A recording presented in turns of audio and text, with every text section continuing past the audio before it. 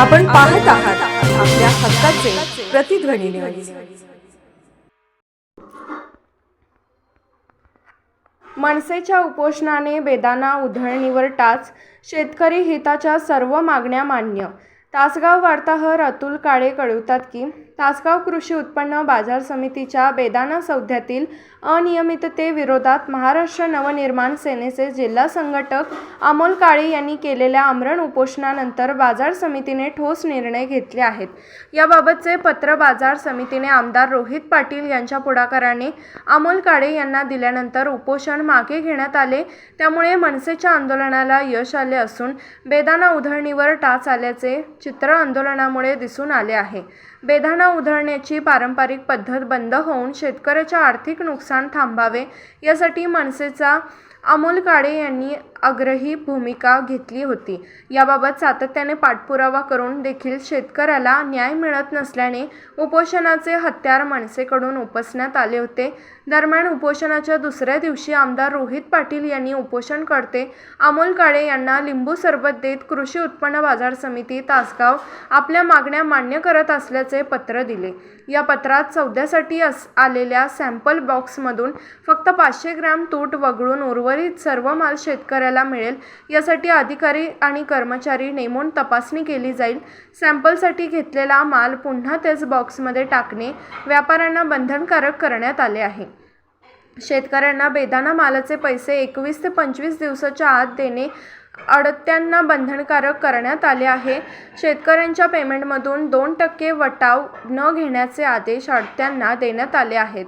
बाजारात पारदर्शकता आणण्यासाठी नवीन CCTV कॅमेरे बसवले जातील। वरील नियमांचे उल्लंघन करणाऱ्या व्यापाऱ्यांवर तात्काळ कारवाई केली जाईल।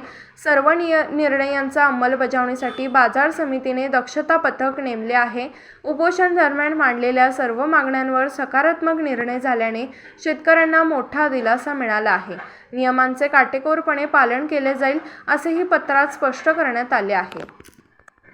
आणि काही मुद्दे त्यांनी शेतकरी हिताचे घेतले होते आणि त्यामध्ये त्यांनी कठोर भूमिका घेतली आणि या सगळ्या मुद्द्यांना गृहीत धरण्यासाठी आमरण उपोषण करण्याची भूमिका त्यांनी घेतली।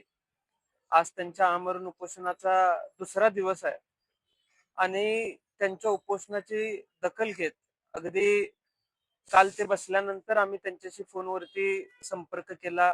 मार्केट कमिटीची जी भूमिका आहे ती भूमिका मार्केट कमिटीने त्यांना देखील व्यक्त केली होती आणि त्याचबरोबर लोकांना सुद्धा प्रेस कॉन्फरन्स घेऊन आमचे सभापती युवराजदादा पाटील असतील अनेक संचालक सगळ्यांनी एकत्र येऊन ते दिली होते।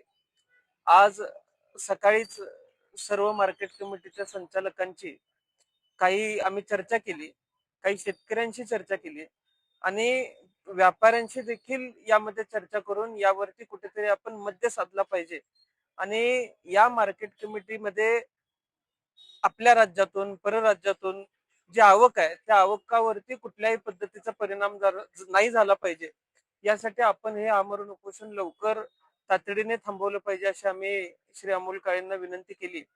यामध्ये अनेक मुद्द्यांना त्यांनी जे घेतले होते त्या मुद्द्यांना अनुसरून जे काही आश्वासन आहे त्या आश्वासनांवरती कडक अंमलबजावणी करण्याचा निर्णय मार्केट कमिटी म्हणून आम्ही सर्वांनी घेतलेला। यामध्ये जी उधळणीचा विषय होता त्यामध्ये मध्य काळात अगदी काही व्यापाऱ्यांशी चर्चा केल्यानंतर बेदाण्याचा मॉइश्चर तपासण्यासाठी तो माल हातात घ्यावाच लागतो असं सुद्धा त्यांनी सांगितलं। पण आता हातात घेतलेला माल इतर कुठेही न टाकता किंवा न उधळता हा पुन्हा बॉक्समध्ये टाकला जावा अशी त्यांनी विनंती केली। ती विनंती मार्केट कमिटीनं मान्य केली आणि ज्या काही शेतकऱ्यांची मागणी होती की 2.5-3 किलोची तूट ही बिलामध्ये पडत होती त्या बिलामध्ये तेवढा फरक या पुढच्या काळामध्ये मार्केट कमिटी गृहीत नाही धरणार नाही आणि तशी जर अडचण कुठे आढळली तर मार्केट कमिटीचे संचालक त्या संबंधित व्यक्तीवरती कठोर कारवाई करतील अशा पद्धतीचं आश्वासन आम्ही पहिलंच त्यांना दिलेलं आहे आणि त्यामुळे माल जास्तीत जास्त परत बॉक्समध्ये टाकून अगदी 500 ग्रॅम पर्यंतची तूट गृहीत धरली जावी अशी विनंती पहिला मुद्दा आम्ही घेतली होती। दुसरा मुद्दा शेतकऱ्यांना जे बेदाणा मालाची पट्टी पेमेंट आहे त्या धोरणाप्रमाणे 21 ते 25 दिवसांमध्ये हे पेमेंट देणं बंधनकारक आहे। त्याची अंमलबजावणी आपल्या मार्केट कमिटीमध्ये होतच आहे पण ते अजून कडक पद्धतीने आपण करण्याचा प्रयत्न करू।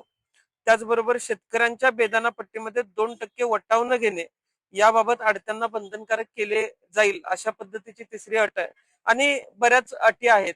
संबंधित ज्या नियमांचं उल्लंघन जे व्यापारी करतील त्यांच्याकडून बाजार समितीवरती कठोर कारवाई करण्यात येईल. असं एकूण 5 वेगवेगळ्या मुद्द्यांचं पत्र आम्ही श्री अमोल काळेंकडे सुपूर्द करत आहोत.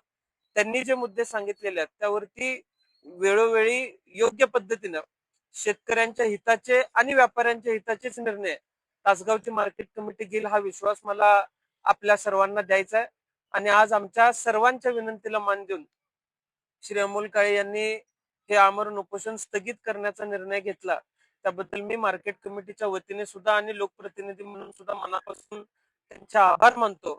आणि या मार्केट कमिटीचं वैभव हे शेतकरी या घटकाला आणि व्यापारी या घटकाला विश्वासात घेऊन असंच वाढत जाऊ अशीच आमच्या सर्वांची एक सदिच्छा आहे. आणि ती इच्छा आणि त्या आकांक्षा या मार्केट कमिटी बरोबर आमच्या सर्वांच्या कायमस्वरूपी राहतील. त्यामुळं आपण हा निर्णय घेतला त्याबद्दल मी मनापासून आपल्या सर्वांचं आणि श्री अमोल काळेंचा आभार मानतो की हा आमरण उपोषण करण्याचा निर्णय स्थगित तुम्ही केला. आणि या पुढच्या काळात तुम्हाला दिलेली जी आश्वासनं आहेत ती आश्वासनं योग्य पद्धतीनं पाहिली जातील याची दक्षता आम्ही सगळे घेईन. आपण पाहत आहात प्रतिध्वनी चॅनल. अशाच बातम्या पाहण्यासाठी आमच्या चॅनलला सबस्क्राईब करा आणि बेल आयकॉनवर क्लिक करा.